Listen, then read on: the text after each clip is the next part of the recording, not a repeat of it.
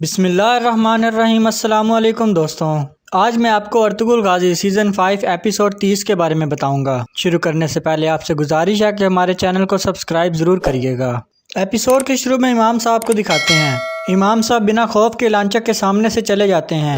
फिर लांचक बैबोलत को कहता है, जब तक हम मुसलमानों को उनके दीन से पुख्ता ऐद को मुतज़लज़ल नहीं करते, हम यहाँ हुकूमत नहीं करेंगे। मैं ये बात खुद हलाकू खान को बताऊंगा। फिर अर्तुगरुल को दिखाते हैं। अर्तुगरुल बाबर को कहता है, मैं आज लांचक के पास अकेला जाऊंगा।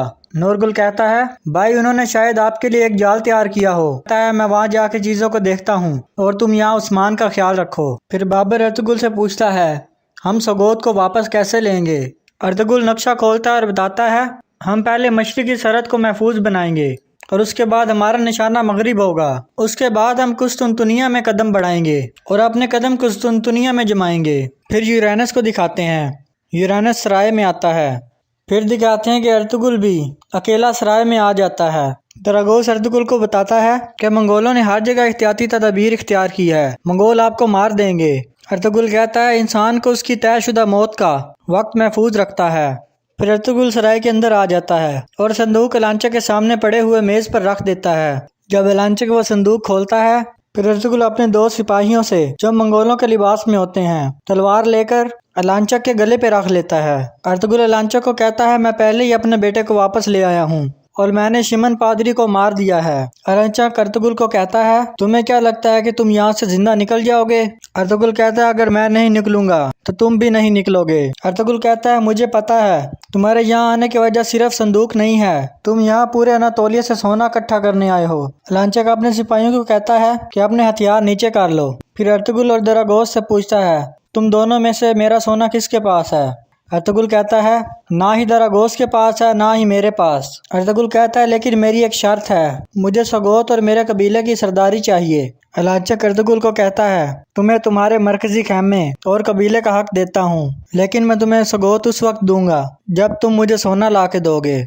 फिर अर्तुगरुल को दिखाते हैं। मलक शाह अर्तुगरुल को एक खत देता है और कहता है, ये अलबली खातून की नौकरानी मैंगो ने दिया है। खत में अलबली खातून लिखती है, मेरे भाई ने सुलेमान को जिंदान में बंद कर दिया था, लेकिन सुलेमान वहाँ से फरार हो गया, लेकिन मेरे भाई ने उसे सजाए मौत का हुक्म दिया है। मैंने सुलेमान को कारहोक की घर में भेज दिया था। फिर अर्तुगरुल को दिखाते हैं, वो अपने सिपाहियों के साथ कबीले में वापस आ जाता है और उस्मान भी अर्तुगरुल के साथ होता है। अम्मा हाइमा उस्मान को गले लगाकर मिलती हैं।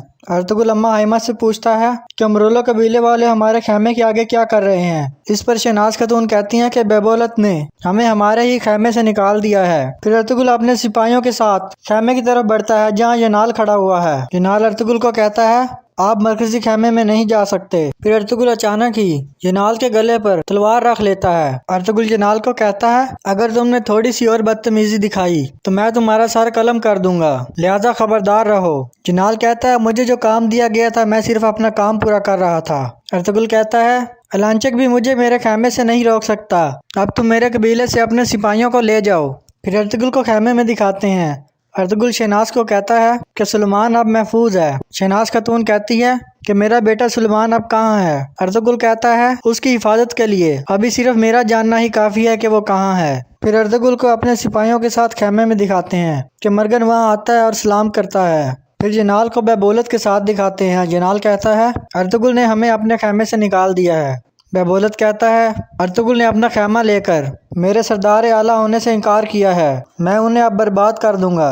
बैबोलत जनाल को कहता है, क्या तुम्हें सुलेमान मिल गया है। जनाल कहता है, हम सुलेमान को तलाश कर रहे हैं, सुलेमान हमें बहुत जल्द मिल जाएगा। फिर बैबोलत अपनी बहनों को कहता है, तुम मेरी यानी कि सरदार आला की बहनें हो। कमांडर लांचक ने तुम्हें जिम्मेदारी सौंपी है, जो कलीने लांचक ने बनाने को कही थी, तुम औरतों से वह कलीने बनवाओ, किसी को भी छूट मत देना। फिर मरगन को अर्तुगरुल के साथ दिखाते हैं। मरगन कहता है कि हलाकू खान ने एक पैगाम भेजा है, मंगोलों ने बास्तीनियों से एक मुआहदा किया है। बास्तीनी जिनके पास अज़ीउद्दीन ने पनाह ली थी, बास्तीनी मंगोलों को अज़ीउद्दीन को देने पर राजी हो गए हैं। हलाकू खान ने लांचक को एक काम सौंपा है कि अज़ीउद्दीन के कावस को बास्तीनियों से लेकर हलाकू खान के हवाले करे। आरफ साहब कहते हैं कि कावस अपने भाई किलच अरसलान के साथ सल्तनत में इश्तराक रखता है। जब किलच अरसलान ने मंगोलों से इताअत कर लिया तो किलच अरसलान ने कावस को इक़्तिदार से महरूम कर दिया। अर्तुगरुल कहता है कि कावस को धोखा दिया गया है क्योंकि वह अपनी रूह मंगोलों को फरोख्त नहीं करना चाहता था, लेकिन उसने गलती कर दी। उसने मंगोल कबीलों की जगह बास्तीनियों से पनाह ली। बाबर अर्तुगरुल से पूछता है कि हलाकू खान के कावस से क्या चाहता है। अर्तुगरुल कहता है कि कावस को तुर्क कबाइल में बहुत पसंद किया जाता है क्योंकि उसने मंगोलों के सामने सर नहीं झुकाया। हलाकू खान उसे फांसी देना चाहता है। अर्तुगरुल कहता है लांचक से पहले कि कावस के पास हम पहुंचेंगे और उसे बचा लेंगे, और ज़ेंगोज को खबर दो कि मैं उसे सुबह लाचा पहाड़ी पर मिलने आऊँगा।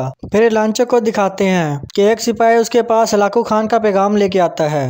बताए लांचक को कहता है कि हलाकू खान ने क्या पैगाम भेजा है। लांचक कहता है बास्तीनी के कावस को हमारे हवाले करने पर राजी हो गए हैं। हलाकू खान ने ये काम हमें सौंपा है। लांचक सोबताए को कहता है तुम नौकरों के साथ आगे जाओ और के कावस को बास्तीनियों से ले लो। फिर अर्तुगरुल और दरागोस को दिखाते हैं।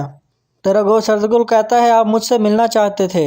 अर्तुगरुल दरागोस को कहता है कि तुम अभी किले जाओ और दरागोस को बताओ, जो कि असल में यूराइनस है, उसे बताओ कि मुझे अपने 10 बेहतरीन आदमी दे, वो निकाब पोश हों और हमें कुस्तुनतुनिया के रास्ते पर मिलें, और उसे बताना कि हम लांचक पर अपनी पहली ज़रब लगाने जा रहे हैं। फिर अर्तुगरुल को दरागोस के आदमियों का इंतज़ार करते हुए दिखाते हैं। इतने में दरागोस के आदमी भी आ जाते हैं। अर्तुगरुल कहता है किसी भी मंगोल को जिंदा नहीं छोड़ना और किसी भी कैदी को नुकसान नहीं पहुंचाना। इतने में अब्दुर्रहमान वहाँ आता और कहता है भाई मंगोल कैदियों को ले जा रहे हैं और कमांडर सोबताए उनकी क़यादत कर रहा है। अर्तुगरुल दरागोस के सिपाहियों को साथ लेकर चल पड़ता है। फिर सोबताए को दिखाते हैं। बास्तीनी सिपाही कैदी को उनके हवाले करके चले जाते हैं। फिर केकावस मंगोलों से भाग जाता है। मंगोल सिपाही उसके पीछे जाते हैं। फिर मंगोल सिपाही के कावस को चारों तरफ से घेर लेते हैं और दरागोस उनको देख लेता है। इतने में अर्तुगरुल भी सिपाहियों के साथ वहां पहुंच जाता है। अर्तुगरुल अपने सिपाहियों के साथ मंगोलों से लड़ने लग जाता है। अर्तुगरुल के सिपाही सोबताए को पकड़ लेते हैं। सोबताए अर्तुगरुल से पूछता है तुम कौन हो। अर्तुगरुल कहता है अपने कमांडर को कहना ये हर जुल्म का बदला है, और उसे जख्मी करके वहीं छोड़ देता है। अर्तुगरुल सिपाहियों को कहता है कि इस आदमी को ले लो और वापस किले ले जाओ। फिर शेरमा खातून को दिखाते हैं। वह बली खातून को कहती है ये तुम कैसा काम कर रही हो। शनाज खातून कहती है हमें तुम्हारे हुक्म की कोई ज़रूरत नहीं है। शेरमा खातून कहती है तुम्हारा क्या मतलब है। शनाज खातून कहती है मेरा ये मतलब है कि मैंने अर्तुगरुल साहब की ताकत देखी और उसकी तरफ चल पड़ी हूँ। इतने में शेरमा खातून चाकू निकालती है और शनाज खातून को मारती है, लेकिन शहनाज खातून पकड़ लेती है और वो चाकू वापस शेरमा खातून को लग जाता है और शेरमा खातून वहीं गिर जाती है। दूसरी तरफ एलन चक को दिखाते हैं। एलन चक जब जंगल में पहुंचता है तो देखता है उसके तमाम सिपाही मरे पड़े हैं। फिर वो जख्मी सोबताए के पास जाता है। एलन चक सोबताए से पूछता है कि ये सब किसने किया है। सोबताए कहता है मुझे नहीं पता, उनके चेहरे पे निकाब थे और उन्होंने केकावस को अगवा कर लिया। एलन चक कहता है सिर्फ अर्तुगरुल ही ये काम करने की जुर्रत कर सकता है। फिर अर्तुगरुल को केकावस के साथ दिखाते हैं। अर्तुगरुल अपना निकाब हटाता है। केकावस पूछता है तुम कौन हो। अर्तुगरुल कहता है मैं सुलेमान शाह का बेटा अर्तुगरुल हूँ। और यही इस एपिसोड का इख्तिताम होता है। दोस्तों अगर आपको हमारी वीडियो पसंद आई है तो लाइक शेयर और सब्सक्राइब जरूर करिएगा, और हमारी मजीद वीडियोस के लिए बेल आइकन को जरूर दबा दीजिएगा। मिलते हैं अगली एपिसोड में। अल्लाह हाफिज।